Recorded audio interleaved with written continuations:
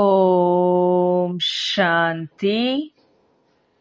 ಮುರುಳಿಯ ದಿನಾಂಕ 14/9. ಬಾಬಾವರ ಮಹಾವಾಕ್ಯಗಳು. ಬಾಬಾ ತಿಳಿಸ್ಕೊಡ್ತಾ ಇದ್ದಾರೆ, ಮಧುರ ಮಕ್ಕಳೇ, ತಂದೆಯ ಶ್ರೀಮತದಂತೆ ನಡೆದು ತಮ್ಮ ಶೃಂಗಾರ ಮಾಡಿಕೊಳ್ಳಿರಿ. ಪರಚಿಂತನೆಯಿಂದ ತಮ್ಮ ಶೃಂಗಾರವನ್ನ ಅಳಿಸಿಕೊಳ್ಳಬೇಡಿ. ಸಮಯವನ್ನ ವ್ಯರ್ಥ ಮಾಡಬೇಡಿ.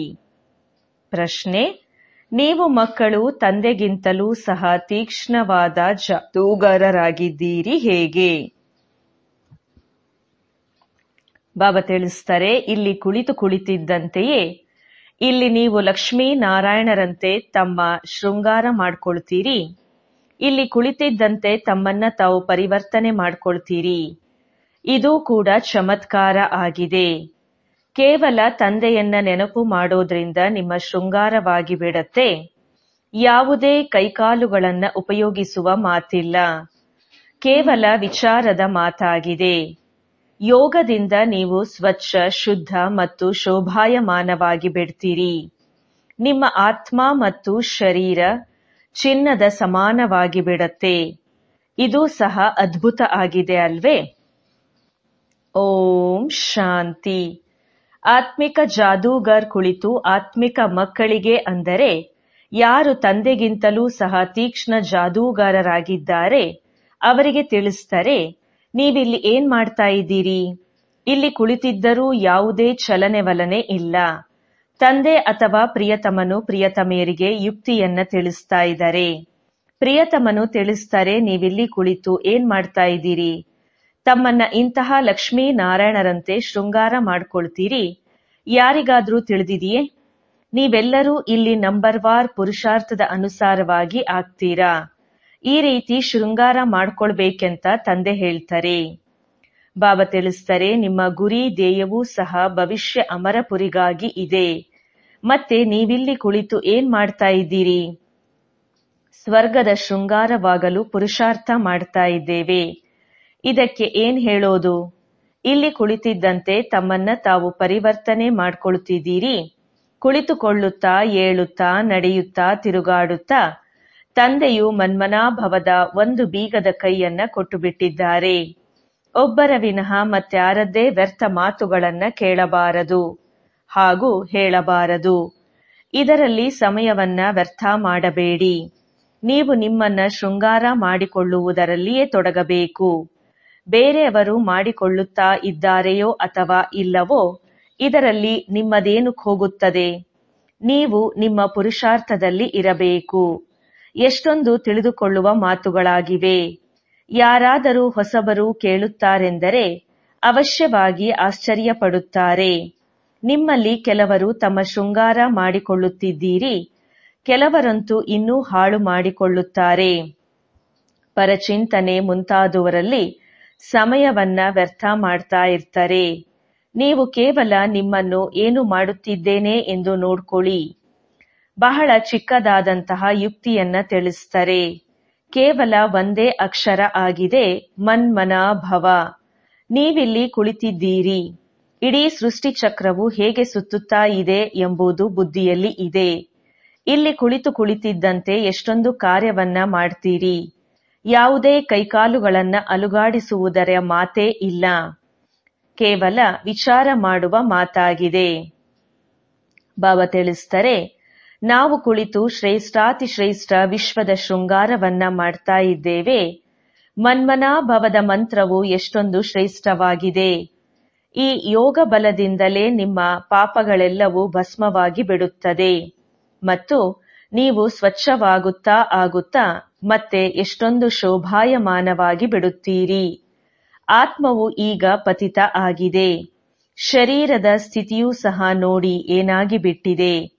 ಈಗ ನಿಮ್ಮ ಆತ್ಮ ಮತ್ತು ಶರೀರ ಎರಡೂ ಚಿನ್ನದ ಸಮಾನವಾಗಿ ಬಿಡತ್ತೆ. ಇದು ಅದ್ಭುತ ಅಲ್ಲವೇ? ಈ ರೀತಿ ತಮ್ಮನ್ನ ಶೃಂಗಾರ ಮಾಡ್ಕೊಳ್ಳಿ. ದೈವಿ ಗುಣಗಳನ್ನ ಧಾರಣೆ ಮಾಡಿ. ತಂದೆ ಎಲ್ಲರಿಗೂ ಒಂದೇ ದಾರಿಯನ್ನ ತಿಳಿಸ್ತಾರೆ. ತಂದೆ ಮತ್ತು ಆಸ್ತಿ ಕೇವಲ ತಂದೆಯ ಮಾತಾಗಿದೆ. ತಂದೆಯನ್ನ ನೆನಪು ಮಾಡುವುದರಿಂದ ನಿಮ್ಮ ಶೃಂಗಾರ ಎಲ್ಲವೂ ಬದಲಾಗುತ್ತದೆ. ತಂದೆಗಿಂತಲೂ ಸಹ ನೀವು ದೊಡ್ಡ ಜಾದೂಗಾರರಾಗಿದ್ದೀರಿ. ನೀವು ಈ ರೀತಿ ಮಾಡುವುದರಿಂದ ನಿಮ್ಮ ಶೃಂಗಾರವಾಗುತ್ತದೆ ಎಂದು ಯುಕ್ತಿಯನ್ನ ತಿಳಿಸುತ್ತಾರೆ. ನಿಮ್ಮ ಶೃಂಗಾರವನ್ನ ಮಾಡಿಕೊಳ್ಳುವುದರಿಂದ ಸುಮ್ಮನೆ ನಷ್ಟ ಮಾಡಿಕೊಳ್ಳುತ್ತೀರಿ. ನಾವು ಭಕ್ತಿ ಮಾರ್ಗದಲ್ಲಿ ಏನೇನು ಮಾಡುತ್ತಿದ್ದೆವೋ ಇದು ನೆನಪಿದೆಯೇ? ಎಲ್ಲಾ ಶೃಂಗಾರವನ್ನ ಅಳಿಸಿಕೊಂಡು ಏನಾಗಿ ಬಿಟ್ಟಿದ್ದೀರಿ? ಈಗ ಒಂದೇ ಅಕ್ಷರದಿಂದ ತಂದೆಯ ನೆನಪಿನಿಂದ ಶೃಂಗಾರವಾಗಿ ಬಿಡುತ್ತದೆ. ತಂದೆಯು ಮಕ್ಕಳಿಗೆ ಎಷ್ಟೊಂದು ಚೆನ್ನಾಗಿ ತಿಳಿಸಿಕೊಟ್ಟು ಉತ್ಸಾಹವನ್ನು ತುಂಬುತ್ತಾರೆ. ಇಲ್ಲಿ ಕುಳಿತು ಏನು ಮಾಡುತ್ತಿದ್ದೀರಿ? ನೆನಪಿನ ಯಾತ್ರೆಯಲ್ಲಿ ಕುಳಿತಿದ್ದೀರಿ. ಒಂದು ವೇಳೆ ಯಾರಾದರೂ ವಿಚಾರ ಬೇರೆ ಕಡೆ ಹೋದರೆ ಶೃಂಗರಿಸಿಕೊಳ್ಳಲು ಸಾಧ್ಯ ಏನು? ನೀವು ಶೃಂಗರಿಸಿಕೊಂಡಿದ್ದೀರಿ ಎಂದರೆ ಅನ್ಯರಿಗೂ ಸಹ ದಾರಿಯನ್ನು ತೋರಿಸಬೇಕು. ತಂದೆಯು ಇಂತಹ ಶೃಂಗಾರವನ್ನ ಮಾಡಲು ಬರುತ್ತಾರೆ. ಅದ್ಭುತ ತಂದೆಯೇ ನಮಗೆ ಎಂತಹ ಶೃಂಗಾರ ಮಾಡುತ್ತೀರಿ ಎನ್ನುತ್ತಾ ಏಳುತ್ತಾ ಕುಳಿತುಕೊಳ್ಳುತ್ತಾ ಓಡಾಡುತ್ತಾ ತಮ್ಮನ್ನ ಶೃಂಗಾರ ಮಾಡಿಕೊಳ್ಳಬೇಕು.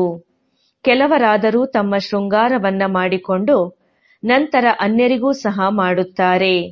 ಇನ್ನು ಕೆಲವರು ತಮ್ಮ ಶೃಂಗಾರವನ್ನ ಮಾಡಿಕೊಳ್ಳುವುದಿಲ್ಲವೆಂದರೆ ಅನ್ಯರ ಶೃಂಗಾರವನ್ನೂ ಸಹ ಹಾಳು ಮಾಡಿಬಿಡುತ್ತಾರೆ. ವ್ಯರ್ಥ ಮಾತುಗಳನ್ನ ಹೇಳುತ್ತಾ ಅವರ ಸ್ಥಿತಿಯನ್ನೂ ಸಹ ಕೆಳಗೆ ಬೀಳಿಸಿ ಬಿಡುತ್ತಾರೆ.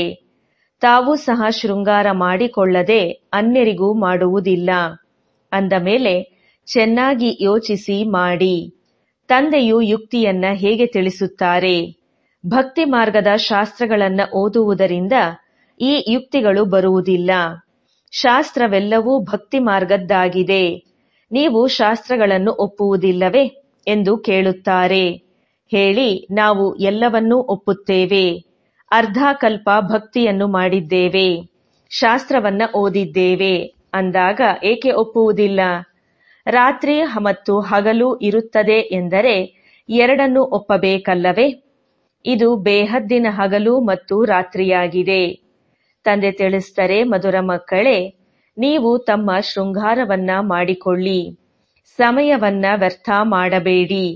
ಸಮಯವು ಬಹಳ ಕಡಿಮೆ ಇದೆ ಅಂದಾಗ ನಿಮ್ಮ ಬುದ್ಧಿಯು ಬಹಳ ವಿಶಾಲವಾಗಬೇಕು. ಪರಸ್ಪರ ಬಹಳ ಪ್ರೀತಿ ಇರಬೇಕು. ಸಮಯವನ್ನ ವ್ಯರ್ಥ ಮಾಡಬಾರದು. ಬಾಬಾ ತಿಳಿಸ್ತಾರೆ, ಏಕೆಂದ್ರೆ ನಿಮ್ಮ ಸಮಯವು ಬಹಳ ಅಮೂಲ್ಯವಾಗಿದೆ. ನೀವು ಕವಡೆಯಿಂದ ವಜ್ರ ಸಮಾನರಾಗ್ತಾ ಇದ್ದೀರಿ. ನೀವು ಇದನ್ನ ಉಚಿತವಾಗಿ ಕೇಳ್ತಾ ಇದ್ದೀರೇನು? ಇದು ಕಥೆಯೇನು? ತಂದೆಯು ಒಂದೇ ಅಕ್ಷರವನ್ನ ತಿಳಿಸ್ತಾರೆ. ದೊಡ್ಡ ದೊಡ್ಡ ವ್ಯಕ್ತಿಗಳು ಹೆಚ್ಚು ಮಾತನಾಡಬೇಕೆ ಅಂದಾಗ ತಂದೆಯು ಸೆಕೆಂಡಿನಲ್ಲಿ ಜೀವನ್ಮುಕ್ತಿಯ ದಾರಿಯನ್ನ ತೋರಿಸ್ತಾರೆ. ಇವರು ಹೆಚ್ಚು ಶೃಂಗರಿತರಾಗಿದ್ದಾರೆ, ಆದ್ದರಿಂದ ಹೆಚ್ಚು ಶೃಂಗಾರ ಇದೆ. ಇವರದ್ದು ಬಹಳಷ್ಟು ಪೂಜೆಯನ್ನ ಮಾಡ್ತಾ ಇರ್ತಾರೆ. ಎಷ್ಟು ದೊಡ್ಡ ವ್ಯಕ್ತಿ ಇರುತ್ತಾರೇನು ಅಷ್ಟು ದೊಡ್ಡ ಮಂದಿರವನ್ನ ಕಟ್ಟಿಸ್ತಾರೆ. ಬಹಳ ಶೃಂಗಾರವನ್ನ ಮಾಡ್ತಾರೆ. ಮೊದಲು ದೇವತೆಗಳ ಚಿತ್ರಗಳ ಮೇಲೆ ವಜ್ರದ ಹಾರಗಳನ್ನು ಹಾಕ್ತಾ ಇದ್ರು. ತಂದೆಗೆ ಅನುಭವ ಇದೆ ಅಲ್ಲವೇ? ಇವರು ಲಕ್ಷ್ಮೀನಾರಾಯಣರಿಗಾಗಿ ವಜ್ರದ ಹಾರವನ್ನ ಮಾಡಿಸ್ತಾ ಇದ್ರು. ವಾಸ್ತವದಲ್ಲಿ ಅವರ ಹಾಗೆ ಅಲಂಕಾರವನ್ನ ಯಾರೂ ಮಾಡಲು ಸಾಧ್ಯವಿಲ್ಲ. ಈಗ ನೀವು ನಂಬರ್ವಾರ್ ಪುರುಷಾರ್ಥದ ಅನುಸಾರ ಆಗ್ತಾ ಇದ್ದೀರಿ ಅಂದಾಗ ಮಕ್ಕಳೇ, ತಮ್ಮ ಸಮಯವನ್ನ ವ್ಯರ್ಥ ಮಾಡಿಕೊಳ್ಳಬೇಡಿ, ಅನ್ಯರದ್ದು ಮಾಡಬೇಡಿ ಎಂದು ತಂದೆ ತಿಳಿಸ್ತಾರೆ. ತಂದೆ ಬಹಳ ಸಹಜವಾದ ಯುಕ್ತಿಗಳನ್ನ ತಿಳಿಸ್ತಾರೆ. ನನ್ನನ್ನ ನೆನಪು ಮಾಡಿದರೆ ಪಾಪ ಎಲ್ಲವೂ ಕಳೆದು ಹೋಗುತ್ತದೆ. ನೆನಪಿನ ವಿನಃ ಶೃಂಗಾರವಾಗಲು ಸಾಧ್ಯವಿಲ್ಲ. ನೀವು ಇವರಂತೆ ಆಗುವವರಿದ್ದೀರಿ ಅಲ್ಲವೇ ಅಂದಾಗ ದೈವಿ ಸ್ವಭಾವವನ್ನ ಧಾರಣೆ ಮಾಡಬೇಕು. ಇದರಲ್ಲಿ ಹೇಳುವ ಅವಶ್ಯಕತೆಯೂ ಇಲ್ಲ. ಆದರೆ ಕಲ್ಲು ಬುದ್ಧಿಯಾಗಿರುವ ಕಾರಣ ಹೇಳಬೇಕಾಗುತ್ತದೆ. 1 ಸೆಕೆಂಡಿನ ಮಾತಾಗಿದೆ. ತಂದೆ ತಿಳಿಸಿದರೆ, ಮಧುರಾತಿ ಮಧುರ ಮಕ್ಕಳೇ, ನೀವು ನಿಮ್ಮ ತಂದೆಯನ್ನ ಮರೆಯುವುದರಿಂದ ಎಷ್ಟೊಂದು ಶೃಂಗಾರವನ್ನ ಹಾಳು ಮಾಡಿಕೊಂಡಿದ್ದೀರಿ. ತಂದೆಯಂತೂ ತಿಳಿಸ್ತಾರೆ, ನಡೀತಾ ತಿರುಗಾಡುತ್ತಾ ಶೃಂಗರಿಸಿಕೊಳ್ಳಿ. ಆದರೆ ಮಾಯೆಯೂ ಕಡಿಮೆಯೇನಿಲ್ಲ. ಕೆಲವರಂತೂ ಕರೀತಾರೆ, ಬಾಬಾ ನಿಮ್ಮ ಮಾಯೆ ಬಹಳ ಸತಾಯಿಸುತ್ತದೆ.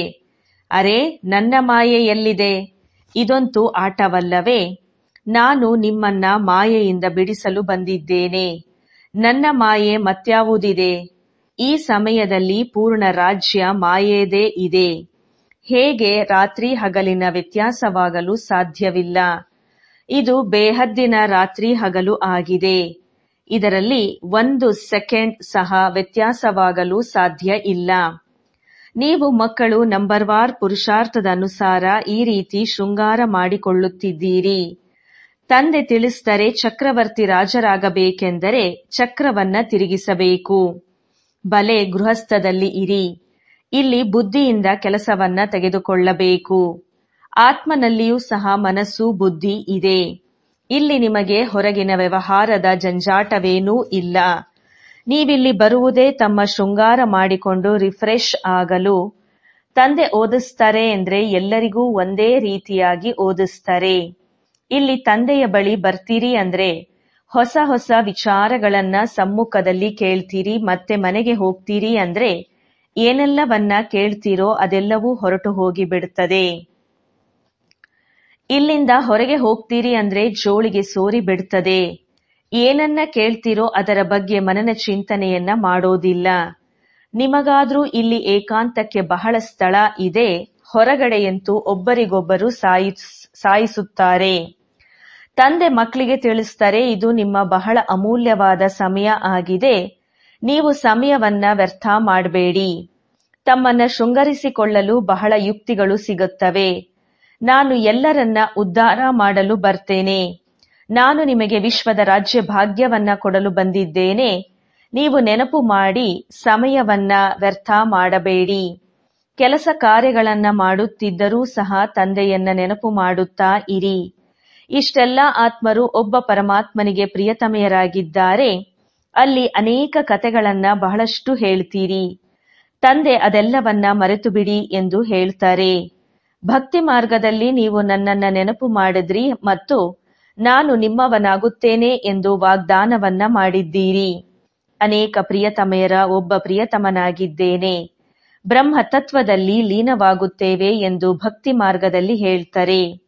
ಇದೆಲ್ಲವೂ ಸಹ ವ್ಯರ್ಥ ಮಾತುಗಳಾಗಿವೆ. ಯಾವುದೇ ಮನುಷ್ಯರೂ ಸಹ ಮೋಕ್ಷವನ್ನ ಪಡೆಯಲು ಸಾಧ್ಯವಿಲ್ಲ. ಇದು ಅನಾದಿ ನಾಟಕವಾಗಿದೆ. ಇಷ್ಟೆಲ್ಲಾ ಪಾತ್ರಧಾರಿಗಳು ಇದ್ದಾರೆ. ಇದರಲ್ಲಿ ಸ್ವಲ್ಪವೂ ವ್ಯತ್ಯಾಸವಾಗಲು ಸಾಧ್ಯವಿಲ್ಲ. ಕೇವಲ ಒಬ್ಬ ತಂದೆಯನ್ನ ನೆನಪು ಮಾಡಿದರೆ ನಿಮ್ಮ ಶೃಂಗಾರವಾಗುತ್ತದೆ ಎಂದು ತಂದೆ ತಿಳಿಸುತ್ತಾರೆ. ನೀವೀಗ ಇಂತಹವರಾಗುತ್ತೀರಿ. ನೆನಪಿಗೆ ಬರುತ್ತದೆ ಅಲ್ಲವೇ? ಅನೇಕ ಬಾರಿ ನಾವು ಈ ಶೃಂಗಾರವನ್ನ ಮಾಡಿಕೊಂಡಿದ್ದೇವೆ. ಕಲ್ಪ ಕಲ್ಪವೂ ತಂದೆಯೇ ನೀವು ಬರ್ತೀರಿ. ನಾವು ನಿಮ್ಮಿಂದಲೇ ಕೇಳ್ತೇವೆ. ಎಷ್ಟೊಂದು ಗುಹ್ಯವಾದ ವಿಚಾರಗಳು ಆಗಿವೆ.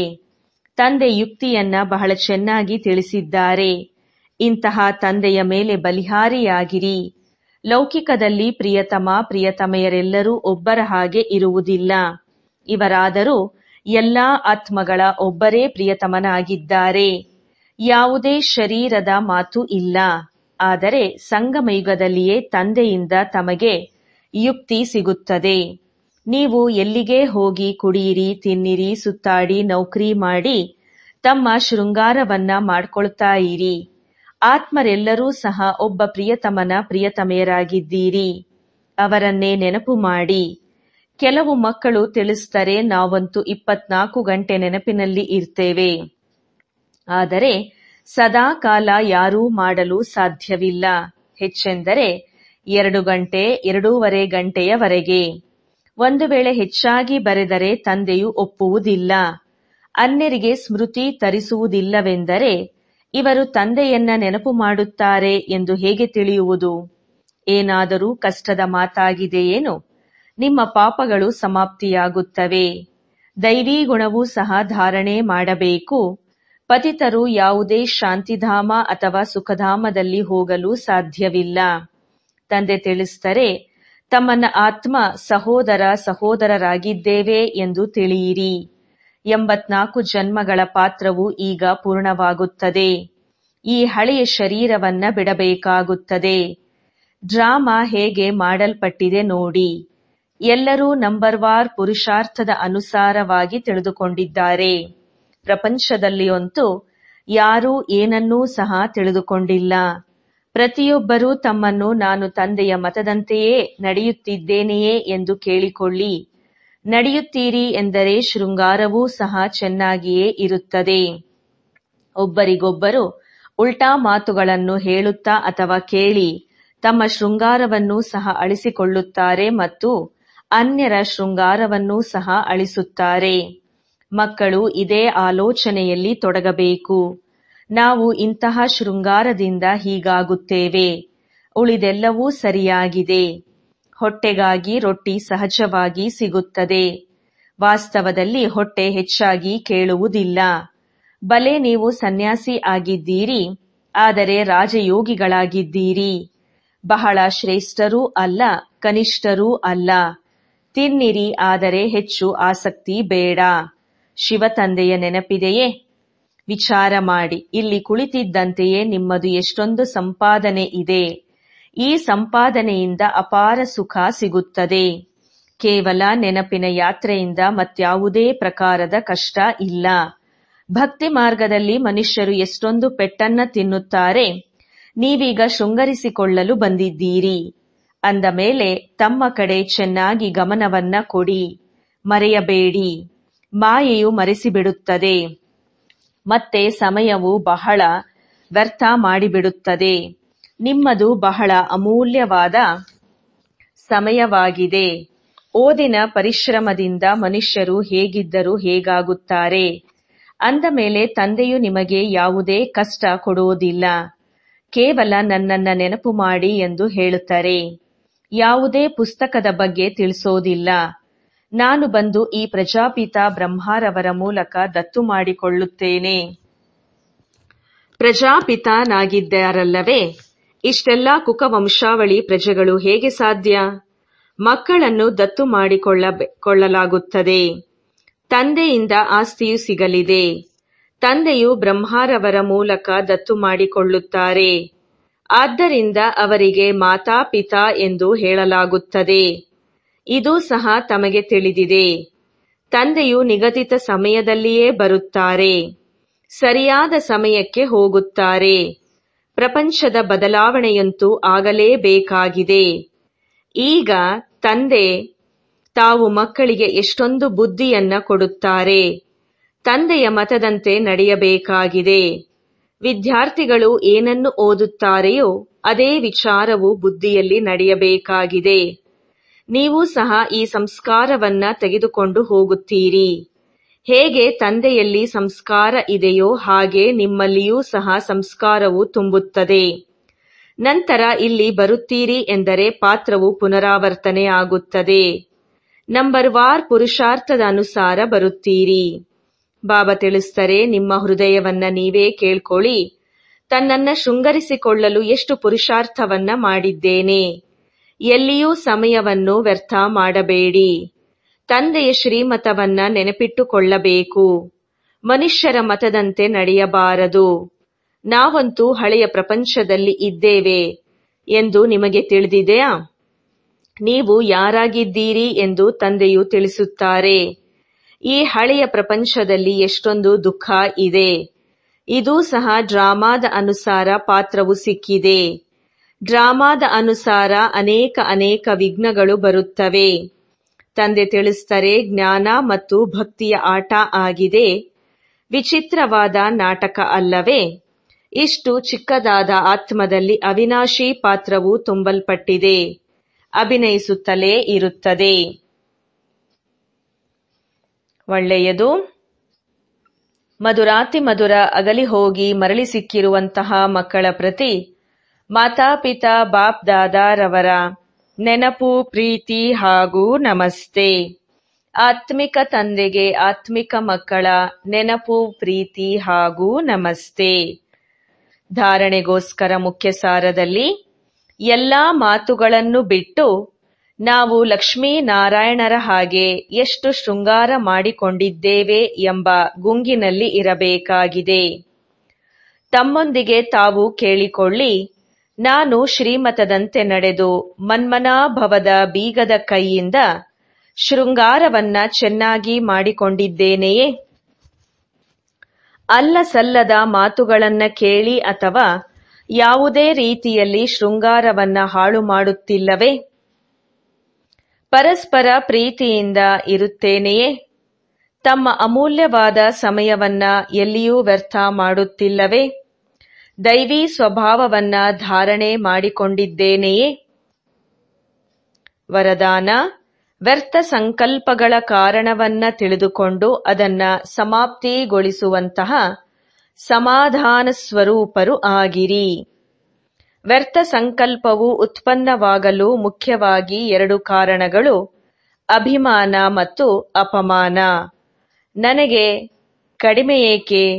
ನನಗೂ ಸಹ ಈ ಪದವಿ ಇರಬೇಕು, ನನ್ನನ್ನು ಮುಂದಿಡಬೇಕು ಅಂದ ಮೇಲೆ ಇದರಲ್ಲಿ ತನ್ನನ್ನ ಅಪಮಾನವೆಂದು ತಿಳಿಯುತ್ತೀರಿ. ಇಲ್ಲವೆಂದರೆ ಅಭಿಮಾನದಲ್ಲಿ ಬರುತ್ತೀರಿ. ಹೆಸರಿನಲ್ಲಿ, ಮಾನ್ಯತೆಯಲ್ಲಿ, ಗೌರವದಲ್ಲಿ, ಮುಂದೆ ಬರುವುದರಲ್ಲಿ, ಸೇವೆಯಲ್ಲಿ ಅಭಿಮಾನ ಅಥವಾ ಅಪಮಾನ ಅನುಭವ ಮಾಡುವುದೇ ವ್ಯರ್ಥ ಸಂಕಲ್ಪಗಳ ಕಾರಣ ಆಗಿದೆ. ಈ ಕಾರಣವನ್ನ ತಿಳಿದುಕೊಂಡು ನಿವಾರಣೆ ಮಾಡುವುದೇ ಸಮಾಧಾನ ಸ್ವರೂಪ ಆಗೋದಾಗಿದೆ. ಸ್ಲೋಗನ್: ಸೈಲೆನ್ಸಿನ ಶಕ್ತಿಯ ಮೂಲಕ ಮಧುರ ಮನೆಯ ಯಾತ್ರೆಯ ಮಾಡುವುದು ಬಹಳ ಸಹಜ ಇದೆ. ಒಳ್ಳೆಯದು. ಓಂ ಶಾಂತಿ.